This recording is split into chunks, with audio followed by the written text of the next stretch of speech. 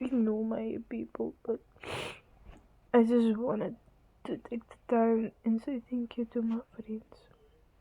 Yo, I really appreciate you guys for accepting me and for being proud of me for my big transformation. It wasn't easy, but it was worth it. And being called like he is so cute, he, him, his is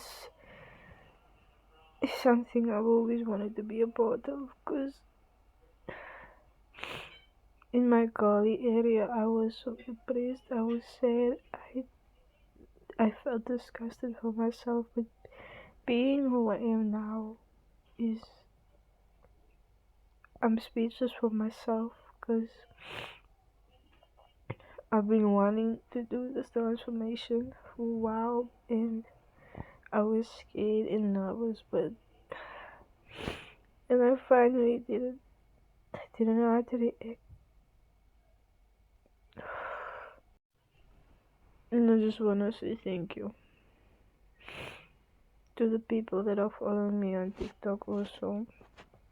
Thank you for not thank you for not having that thought of judging me or anything, because it's really hard though.